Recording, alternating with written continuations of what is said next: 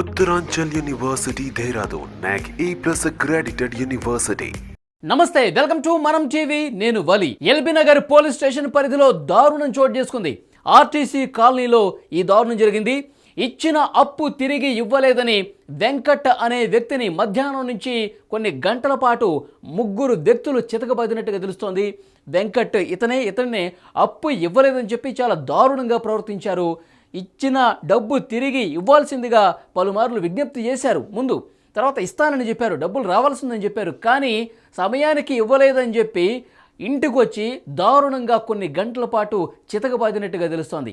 అలాగే అర్ధరాత్రి కూడా వచ్చారు 5 వ్యక్తులు. వాళ్ళు తాగొచ్చారు. వెంకట్ను కొట్టుకుంటూ లాక్కెళ్ళి ఉదయం 6 గంటలకి మళ్ళీ ఇంటి దగ్గర పడేసి వెళ్ళిపోయారు ఆ దుండగులు. అర్ధరాత్రి సమయంలో వచ్చినప్పుడు ఏం జరిగిందంటే, ఇంట్లో తన భార్య ఉన్నప్పటికీ కూడా ఆమె భార్య ముందే ఆ దుండగులు ఈడ్చుకుంటూ వెళ్ళారు. ఈడ్చుకుంటూ ఎక్కడికి తీసుకెళ్లారో తెలీదు. పిచ్చి కుక్కను కొట్టినట్టు కొట్టి చిత్రహింసలకు గురి చేసి మళ్ళీ ఇంటి దగ్గర వదిలేసి వెళ్ళిపోయారు. మధ్యాహ్నం మళ్ళా ముగ్గురు వచ్చి బిల్డింగ్ పైకి తీసుకెళ్ళి తనను కొట్టి, అంటే భార్యను కూడా కొట్టారు.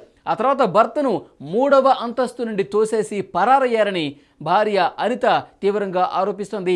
గత కొన్ని రోజులుగా చిత్రహింసలకు గురి చేస్తున్నారు, గత కొన్ని రోజులుగా డబ్బు ఇవ్వలేదని చెప్పి ఇంటికొచ్చి గలాటా సృష్టించి ఇష్టం వచ్చినట్టు కోరుతున్నారని చెప్పి అనిత గతంలో కూడా పోలీస్ స్టేషన్లో ఫిర్యాదు చేసింది. అయినప్పటికీ సరిగా పోలీసులు పట్టించుకోలేదని అనిత ఆరోపిస్తున్న పరిస్థితి కనిపిస్తుంది. హైదరాబాద్లో ఇలాంటి ఘటనలు తరచుగా జరుగుతూనే ఉన్నాయి.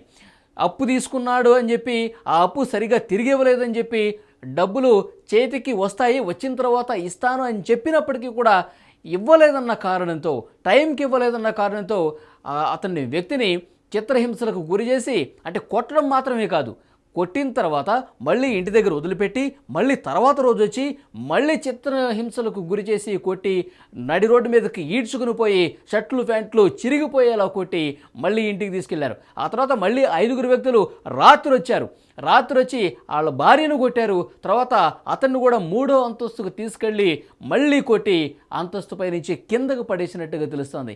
ఇదంతా స్థానికులు అక్కడ ఉన్న వాళ్ళందరికీ గమనిస్తూనే ఉన్నారు ఈ గొడవ జరుగుతున్నప్పుడు. కానీ ఎవరూ కూడా ముందుకొచ్చి ఆపిన పరిస్థితి కనిపించలేదు. ఇంత దారుణమైన పరిస్థితి హైదరాబాద్లో చోటు చేసుకుంటుంది. గతంలో మనం చూసాము కాల్ మనీ వ్యవహారం ఏ విధంగా విశృంఖలంగా తయారైందో మనం చూసాము. కాల్ మనీకి సంబంధించి ఇంట్లో ఉన్న ఆడవాళ్ళను కూడా ఏ విధంగా ఇబ్బందులు పెట్టిన పరిస్థితి గతంలో కొన్ని కథనాలు కూడా మనం చూసాం. మళ్ళీ అలాంటి పరిస్థితి కనిపిస్తుంది.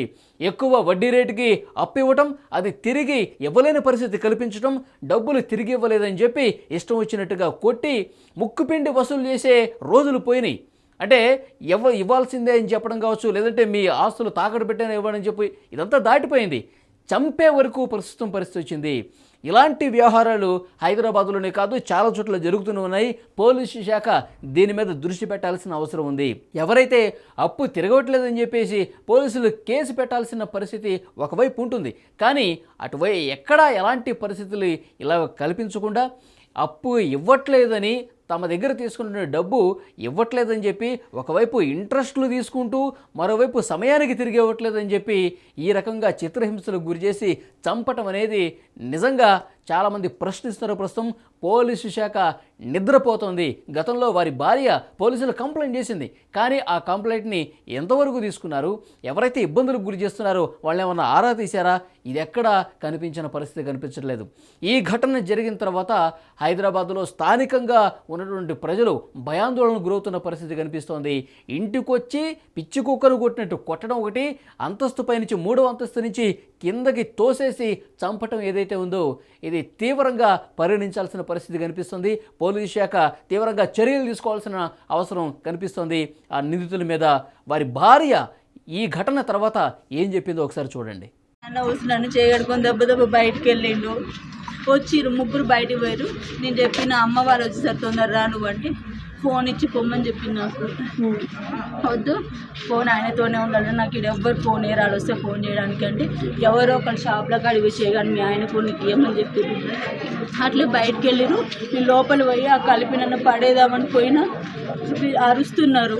నేను ఎమ్మటే బయటకు వచ్చేసరికి ఒక అబ్బాయి నాకు ఇద్దరు వచ్చినారన్న కదా, ఒక అబ్బాయి ఉన్నాడు, నేను ఆయన షర్టు పట్టుకున్నా, కథం అది చింపుకొని నన్ను మెట్ల మీద నెట్టేసి ఊరికొచ్చి షర్టు చిరిగిపోయి నన్ను నెట్టేసి వచ్చేసరికి నేను కిందికి అందరు వచ్చిన మెట్లు కడుపులో గుద్దుకుంది కిందికి వచ్చేసరికి.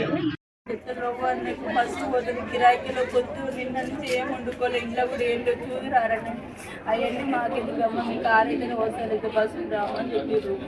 బస్సు కిరాయి కూడా లేదని చెప్పినాం కూడా.